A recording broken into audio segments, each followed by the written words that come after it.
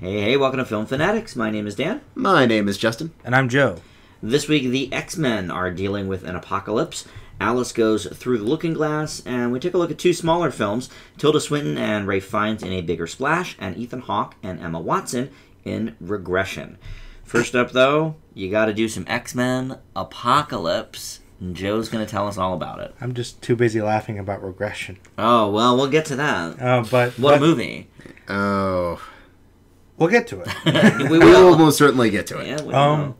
X-Men Apocalypse is the 9th installment in the X-Men film series and a sequel to 2014's X-Men Days of Future Past, and I think kind of more directly to First Class in a lot of ways. Probably. But they, technically it's I guess to both. And it's directed by Bryan Singer again, who everybody loves, except for when he does Superman. Or Jack the Giant Slayer, but I forgot all about that movie. A lot of the cast members return. We've got James McAvoy, Michael Fassbender, we've got Jennifer Lawrence, and Oscar Isaac is coming in to play the villain Apocalypse under lots of makeup, and various other cast members return as well, along with some new ones. Now, in X-Men Apocalypse, the ancient mutant En-Sabah Nur, that's Apocalypse, awakens in 1983 and plans to cleanse the human race and take over the world, leading to the X-Men to try to stop him and defeat his team, the Four Horsemen of the Apocalypse. And they even introduced them with Metallica, so it's pretty cool. True. And how timely. Magneto joins the Apocalypse 2 in his world-destroying plan, because, Magneto does that sometimes, and Professor X may play a part in the villain's plan as well. Now, I was hearing a lot of things before going into this one. I remember one review sticks out. This movie set superhero films back 10 years. That's a little harsh.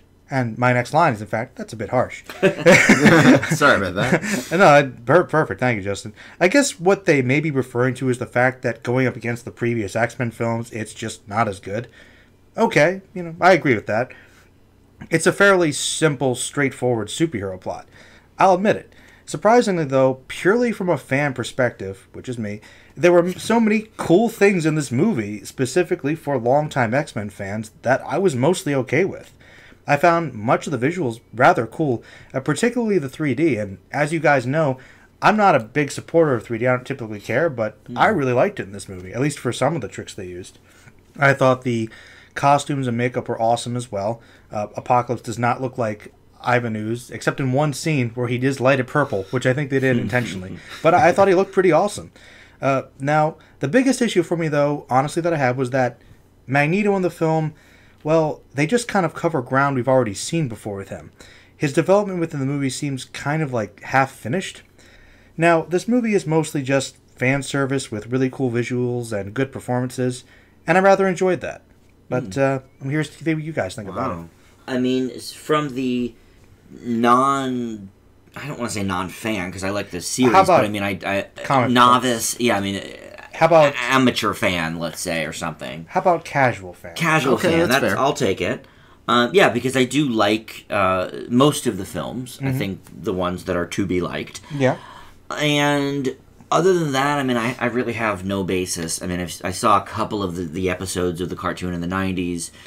No comic book, really, knowledge. That's okay. No worries. So for me... not so great, to be honest. I think there's way too many characters that I guess maybe as a fan, Joe, you know all about. I don't know anything about any of them, and there's zero explanation. Oh, I got you. Olivia Munn? What? Oh, she's First of all, Psylocke. she's a terrible actress. But aside from that... well, she's Psylocke, and Psylocke's cool. Yeah, and they brought her, and she does Psylocke stuff. But why? Where'd she come from? Who, I just, there's no... she's there to be cool. ...background on any of that. Oh, I agree, yeah, you're right. Wolverine cameo, terrible. Not really. Tacked on. Not really. It is. No, I'll be honest, Joe, it's pretty much one gigantic Deus Ex Machina. It is tagged on, I'll admit, but it's tacked on referencing, like, one of the best Wolverine stories ever made in, like, a little bit, and that was awesome for me. Not gonna lie, it was really cool for me. To me, it seemed like, well, if we don't put Hugh Jackman in it somewhere, everyone's going to be angry. Right. So, I didn't love that. I thought Apocalypse was incredibly boring. Well, that's Apocalypse for you. Oscar I'm sorry. Isaac, God bless him. Hey. He just... I didn't know it was him till the credits, to be honest, because you're right. They did. Yeah. They made him up very well. Didn't recognize the voice. Because he's a good actor. But, well, he is a good actor. So the things I liked about it is I thought some of the action sequences were very cool. I will admit that. Some of the people that we've seen before and already know their backstory did a fine job. I think McAvoy really continues to be a very strong choice for... Yeah, the shaving was great. I enjoyed that. I think he's a great Professor X. Justin, I feel like you're kind of in the middle, knowledge-wise, between me and Joe. So where do you stand on the film? That's probably accurate. But let's start first with Bryan Singer. This is his fourth outing. And up to this point, I was like, this is the X-Men guy. First one, pretty good. Second one, even better. It is what he's known for. Days of Future Past, arguably one of the best in the franchise. It's very good, yeah. What happened with Apocalypse? I don't know. You somehow saved the franchise from going into basically cinematic purgatory. Thank you, Brett Ratner. But after one gigantic retcon, this is what we get. I feel gypped. And I think the biggest issue is it just desperately needed a ruthless editor to say, this is a pointless subplot, this is a pointless subplot, this is a pointless subplot.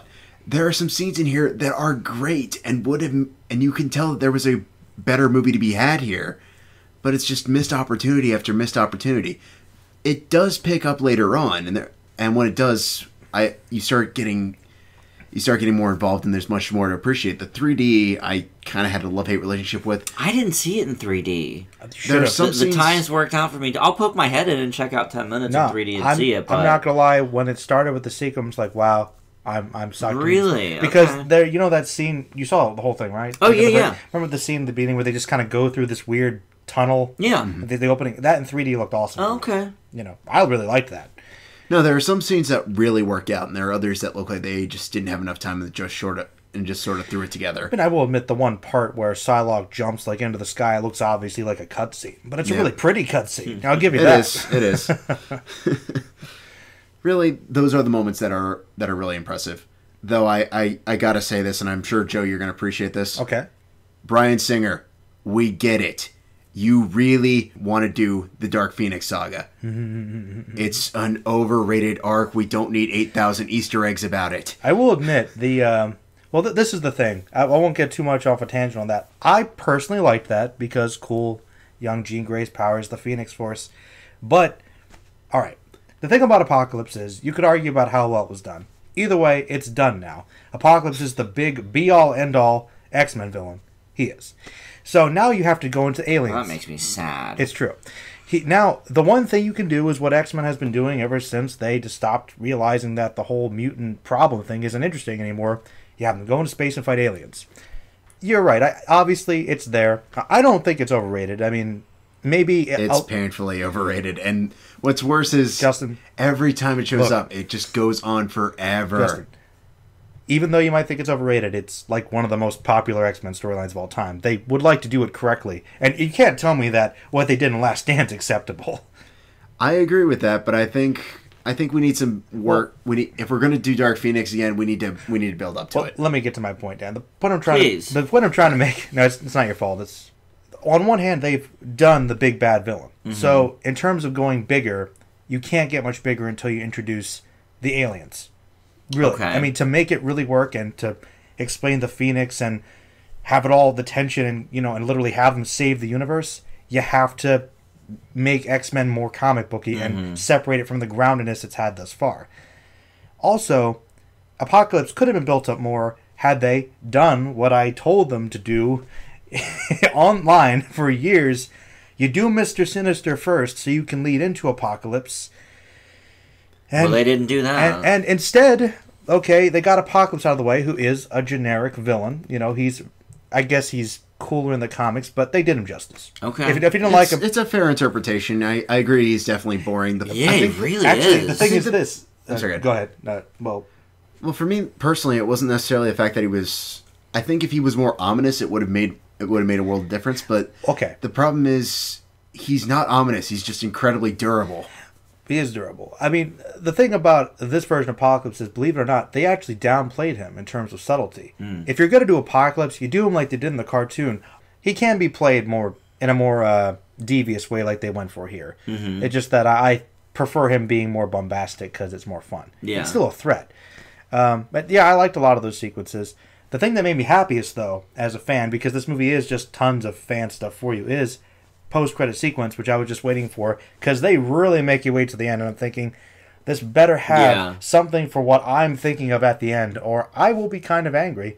And there's a subtle little thing that only I got in the theater, and I was literally screaming, yes! Next movie! Finally! What are we waiting for? Best X-Men villain.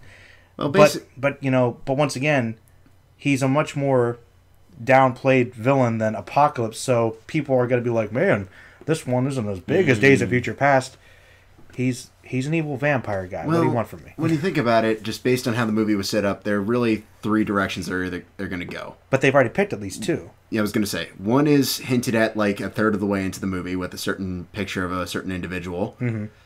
One's that guy. And the third is, dare I say it, Dark Phoenix. Which makes me think, are they planning 3 more movies off the bat? I know they want to do another one, and they want to set in the 90s. Actually, side note, how do you guys feel about this direction? Because I was actually about to ask where Deadpool's going to fit into this, because Deadpool is taking place in the current day. That's one of the biggest issues I have with the current franchise as it stands. And this is one way they could redeem Apocalypse. And maybe there's a reason they didn't make him as awesome in this one. Because Cable, who is Deadpool's partner... Right, that's going to be Deadpool 2. Time travels. Main villain for Cable, Apocalypse. Okay. So maybe... All right, well that makes sense then. You know, so that answers my question. So there's still possibilities. I mean, I'm okay with what they're doing, Justin. I mean, obviously you're not going to have Ian McKellen and Patrick Stewart playing these roles for the next 20 years. No. Whereas you could have McAvoy and crew, Fassbender and all the rest, playing their roles. So, in that sense, kind of slide into it. I get it. Like, I'm okay with it. But I was sort of wondering how the Deadpool franchise fit in, but that makes sense. Well, it's so meta, they could fit it anywhere. I was going to say, it's Deadpool. Well, I guess they could, but I mean, it is meta, but it still takes place in present day. Yeah. So if you're saying, with Cable, they time travel, that makes sense. Yeah. I mean, but he also breaks the fourth wall all the time, so he could literally exploit a plot hole. He just literally, could be a really serious Mr. Sinister movie or something, or Dark Phoenix movie, and Deadpool would be like, hey, guys, bam, bam, bam, what's going on? Want a pizza? And we couldn't argue about it because it's Deadpool. Yeah, I guess. We can't. That's fine. People will say, That "Oh is man, Deadpool. it was jarring." It's Deadpool. Yeah. It's like, But that works for a Deadpool movie. You don't think that doesn't work for an X-Men movie? I don't think. Well, that's why I think the next, as I said before about the next Deadpool movie, it's going to have to be a little more serious, as Deadpool can sometimes be, to make this fit better. Which, if they're doing Cable, they're going to have to anyway, right, to some extent. Because Cable is the polar opposite. He is generic, serious hero. I have a big gun and I'm angry. Pretty much. Space Marine. But I think the most important question we have to ask ourselves here is this. Pizza Dog, X-Men Apocalypse MVP? What? Pizza Dog? Oh, yes, we didn't talk about the Quicksilver scene. Oh, yeah. Oh, well. Quicksilver's always good. I mean, obviously he's doing a lot of the same gags that he did in Days of Future Past. But bigger. Yeah, I mean, I love Quicksilver. The Ms. Pac-Man gag was good. You can't go wrong with that. Yeah, I'm fine with him. I think the actor that plays him, I forget his name, but... I like him. Peters, yeah. Yeah, Peters. Yeah, he does a good job. Yeah, Quicksilver stole the show for me, of course. And I have to say, guys, darkest Stan Lee cameo. Actually, it's up there, It wasn't a fun, that's different. Wow. It was... and his wife, too. Definitely sinister. Yeah. Was that his real wife? Mrs. Lee, yeah. No way. She's also 90. Wow, how could she... Well, I guess he could be Larry King and his wife could be 40 years younger, I guess, but... I'm glad to see that she's not. But that's cool, they got her in. Yeah, that is cool. They did. It was very cool. Yeah. The Lees. Okay, well, Joe, let's get to the grades. I had a lot of fun with this one. It's a B for me. Okay, definitely a bit lower on my end, a C. C+. All right. Well, up next we have Alice Through the Looking Glass, and for this sequel to Alice in Wonderland, most people return, including Mia Wasikowska as Alice, Johnny Depp as the Mad Hatter, Anne Hathaway, Helena Bonham Carter. In this, she goes back to Wonderland through a magical mirror to find the Hatter in a bad state, and he begs her to find out what happened to his family. They have disappeared. He claims that they are still alive. Help me, Alice, help me. And to do this, she travels through time and actually meets Time, a clock-like man played by Sacha Baron Cohen, who chases Alice through the past to try and restore order. Now, I was fairly sizable fan of the first film. I would say I gave it like in the B plus range. But this movie, everything is worse than the predecessor. Nice. Absolutely. There's this pirate ship intro that is like completely out of nowhere. It sort of vaguely ties in, but it's still stupid. You don't buy her as a pirate lady? No. I honestly thought maybe it was a wink-wink trailer for Pirates 5 because you have Disney and Depp teaming up again. Wow. Hathaway is basically asleep in this movie. I think Sacha Baron Cohen is all right as a foil, but they don't really give him enough to do. He looks cool. But he does look cool. And that is one of the few pluses about this film, is that visually it's gorgeous. The art direction is great. Yeah. It's, predictably CGI heavy, but I thought that the scenery was great. You're right, Baron Cohen looked great. A lot of his little minions looked cool. Seconds, minutes, hours. Yeah, the seconds, minutes, and hours. I mean, I liked that. Little oil can was the cutest. Oh, by far, yeah. That was good. The other thing I would say was good about the movie is that Alice is really about the only character of Wasikowska's that I actually like. Oh. We've done many of her movies on this show. I am just not a fan. But I thought she did a decent job yet again here in this film. The resolution makes no sense in a myriad of ways. Oh, really? Damn. I don't know what you mean. Would you like me to talk about it, or would you tell me more? Well, Justine, I mean... Oh, well. Justin, I don't know if you liked the first one even that much, right? No, but I could at least respect it as Tim Burton taking his spin on Alice in Wonderland. I know there were quite a few people I met over time that were big Lewis Carroll fans who were livid about his version. But I was more open to it. I think it's pretty. I don't think it's great. Rickman was good. His 4 minutes of screen time, but yes. He's a butterfly. He's a very pretty butterfly. He's a butterfly. Yeah. What's his name? Sad that this is his last... Ever? On screen. Yeah, I think so. Yeah. Huge crying shame in that regard. But wow.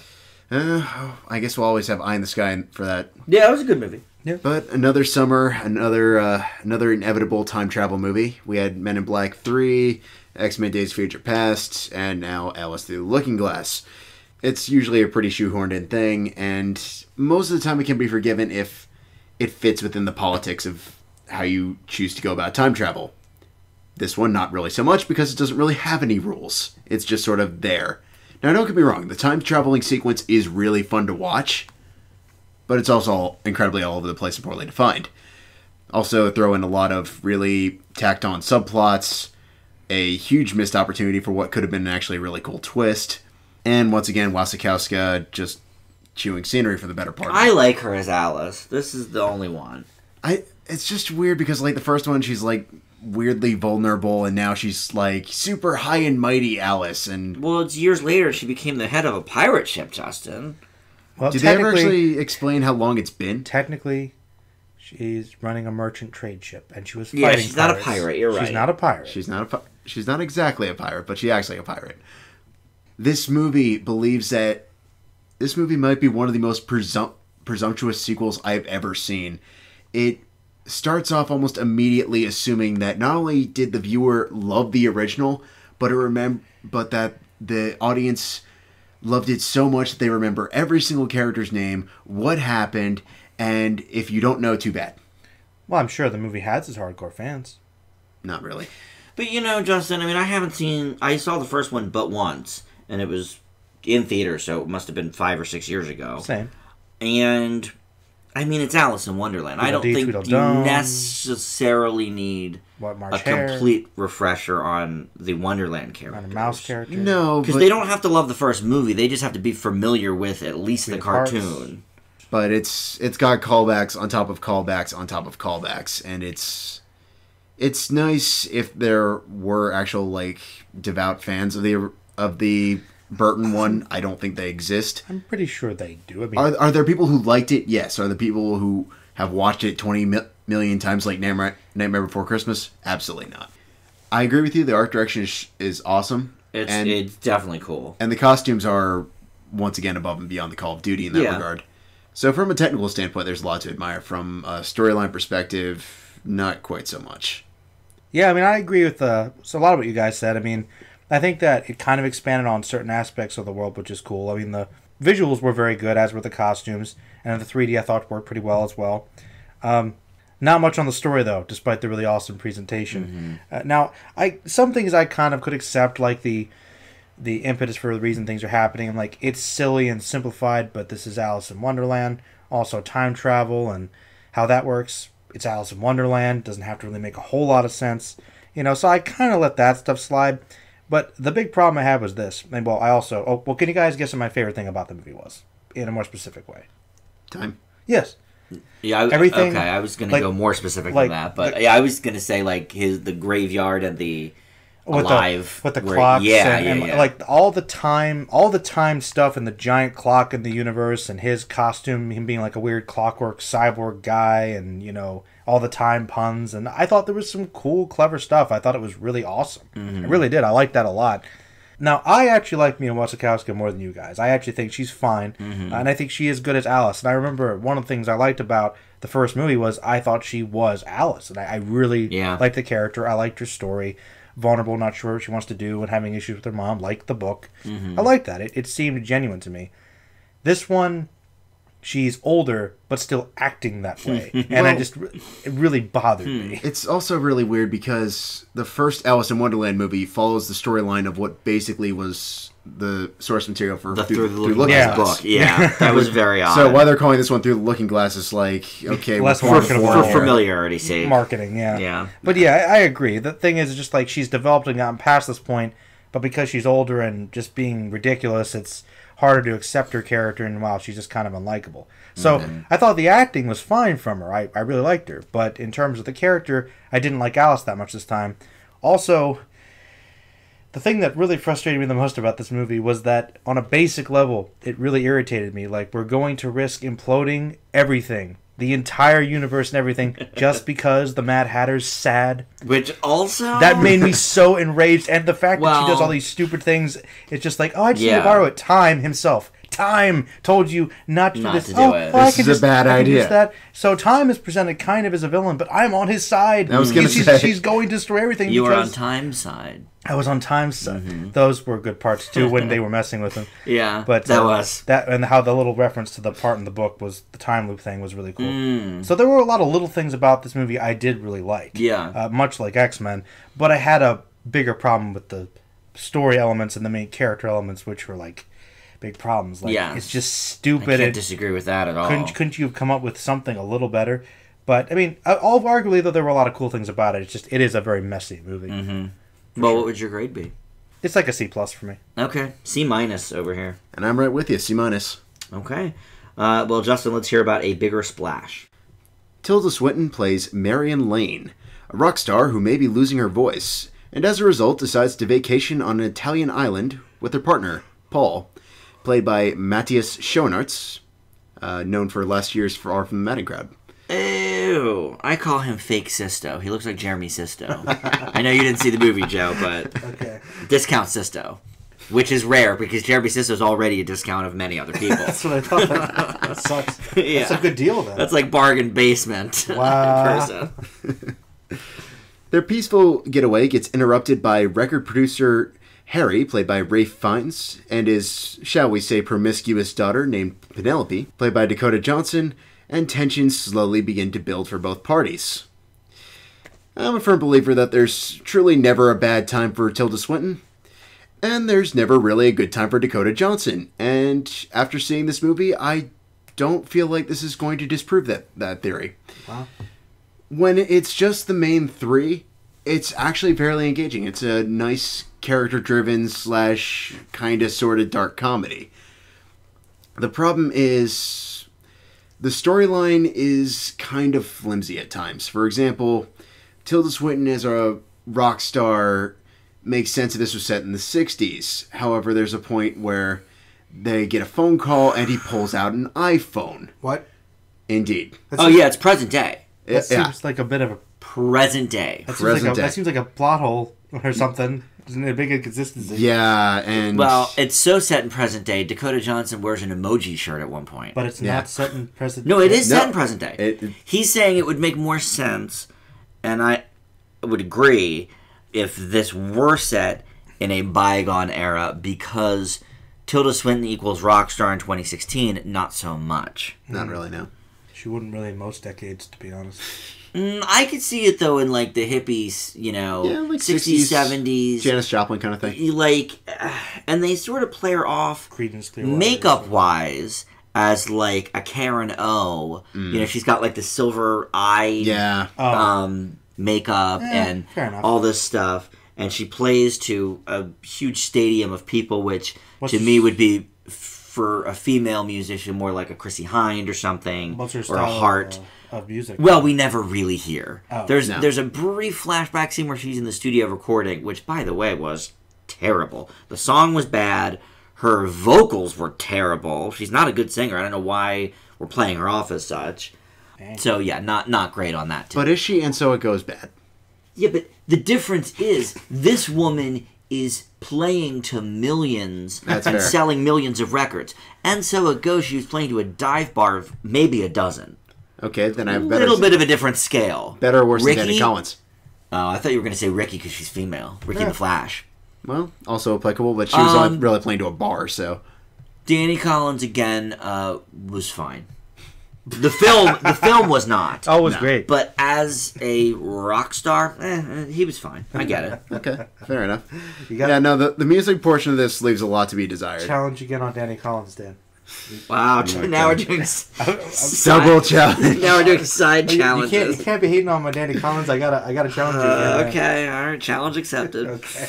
But no, when it's really like about these characters, there's some promise here. Like the whole can't really speak motif that Tilda Swinton has throughout the movie is interesting, and the way they implement it shows really the acting range Swinton has. The problem is much of what happens is fairly predictable and honestly kind of infuriatingly simple. Also, she uses her voice plenty. Like, it's in whispers, but like...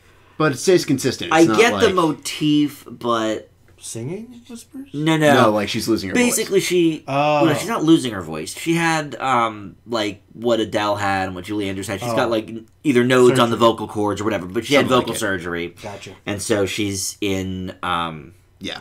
recuperation time now. Yeah. Gotcha. But yeah, it plays off rather safe, and the ending just sort of keeps going, and then continues on, and there's a point where I think it could have ended perfectly, and it continues on for like another 5-6 minutes. So it's basically Peter Jackson Strikes Again. It's not quite that bad. It's not dope where it ends like 4 times, but It could have ended 20 times. That would be fine. but I don't know, Dan. I know you hit this, Joe. Unfortunately, not. But Sadly, no. Well, there's a lot about this movie to say. I mean, first of all, the shots are so pretentious. The whole movie, there's like these random like close-ups, and the close-ups was the name of the game in this one, Joe. Sometimes you do slow motion. This person loves a close-up. There's zero meaning behind any of them. At one point, Intimacy. early I'm in not the sure movie, if I agree with that. Intimacy. okay, well, right? like for example, in one scene towards the beginning, they are going to take a dip in the pool, and I forget what character it is. It might be Fiennes. Takes his wallet and keys out and puts them on the lawn chair, and then they like focus in on that. It's meaningless. Well, maybe he should be sitting there and he's not, and it's implying something about his state of life. Hey, No. Just because you can do an interesting shot, you have to have something to say with it. I thought many of these shots did not. I think the movie only gets interesting in the last 40 minutes or so. I agree that it goes on too long, but I think the length could have been excised with about 25 minutes worth of full scenes throughout the film. Wow. There's a karaoke degrees. bar scene that doesn't make, any bit of difference. We get it. Ray Fiennes may or may not be banging his daughter. It's fine. But, Yeah. we didn't need that whole scene. There's a lot of scenes like that where they go to the woman making ricotta cheese is a 2-minute scene. Hey, man, you gotta like ricotta cheese. I love ricotta cheese, but let's rein it in a little bit. to very degrees. So that could have been excised. The flashbacks We spoke about the flashback where she's in the recording studio. They are few and far between. They barely even registered because of that. And most of them were from the same concert of her going out on stage. Which, again, we never actually see her, like, performing on stage. We get it. There's a big crowd there. I think this movie is draped in, I want to say something, but it generally doesn't. I will say, Justin, I am coming around on Dakota Johnson. She's not very good in this. I thought Swinton was okay. Ralph Fiennes was okay. Many people are, naked throughout this movie, which is good for them. Yeah. You don't see that in A-listers too often. Dakota Johnson, you see it every third movie, so that's fine. But, Ralph Fiennes, you see his penis a lot. Which is unexpected. Definitely. So, yeah, I mean, the end of the movie was riveting. I liked what was happening. I'm sure you can guess where the turning point was, Justin, but it's For lack of a better word. it's super spoiler, so obviously we won't go into detail about that, but I don't know. I mean, I think it might have been nice if when said incident happens, they have that big pan-out shot. That might have been a good ending. Leave it open-ended. Yeah. But why would you do that when there's still 40 minutes more of the movie? Oh, It just... I cannot believe this thing has an 88% on Rotten. Wow. I like to check the tomato meter to see, where do I stack up? Man, I'm not with this at all. Dan, you fooled me. I thought wow, you are in that 12%. I had a bit of a discussion with Yeah, he got me. I mean, I can't say I really liked a whole lot about this movie. Wow. Last half hour, okay, but again, in the context of the rest of the movie, unnecessary. Wow. It's ironic. I mean, to varying degrees. I'll agree the tonal shift is a little weird. Mm-hmm.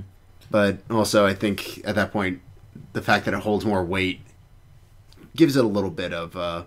Splash? Wow. Pardon the pun, folks, but sure, let's go with that. But no, I thought acting-wise, with the exception of Johnson, they all worked together pretty well. Ralph Fiennes. Yes, I mean, Fiennes was fine. He's in character actor mode. Swinton was...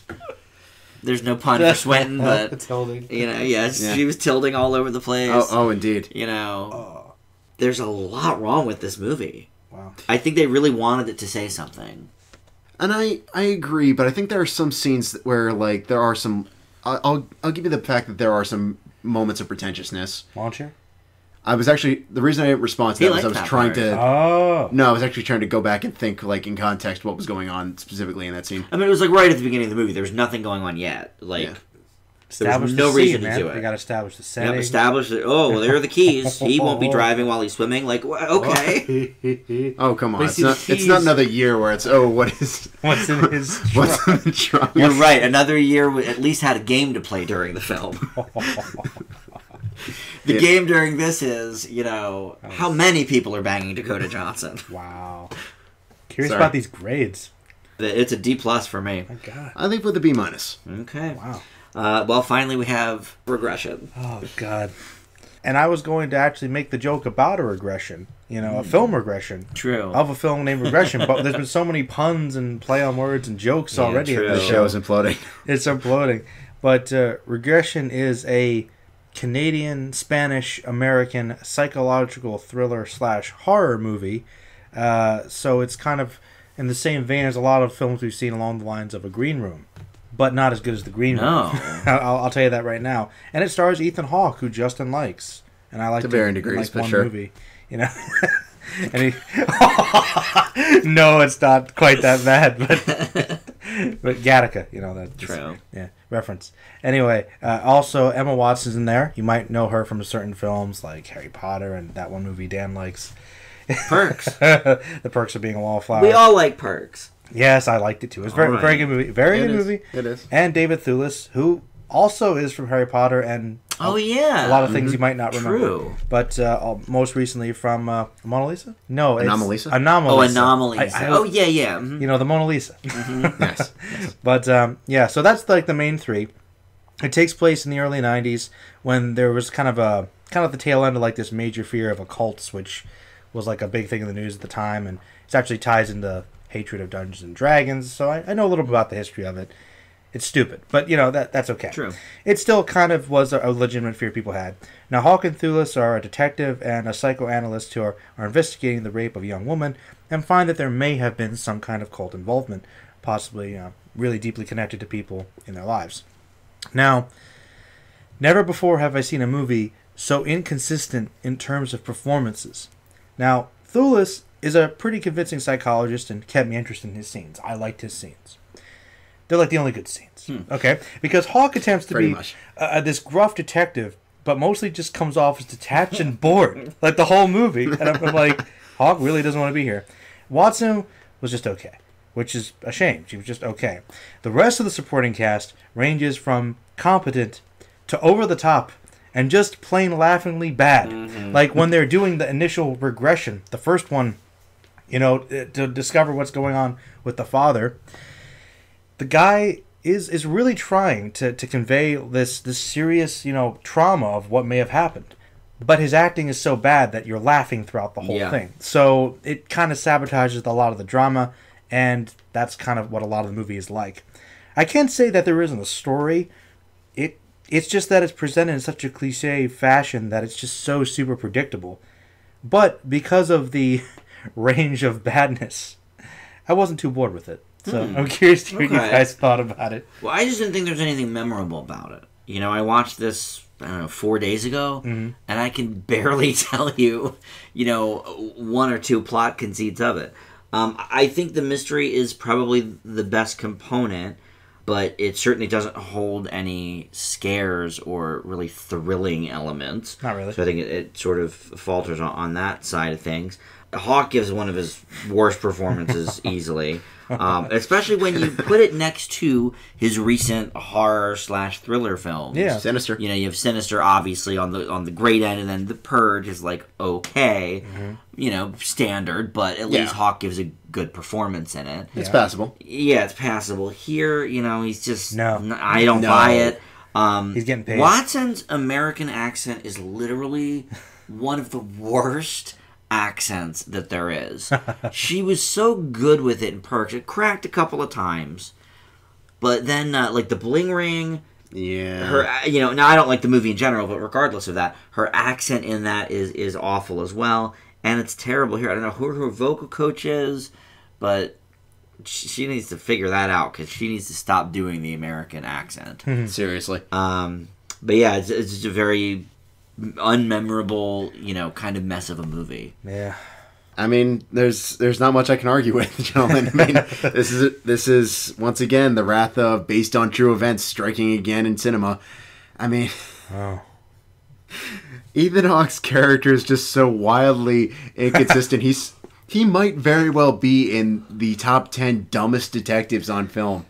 He is pretty bad. Oh my gosh. Makes so many irrational and moronic decisions over the course of the movie.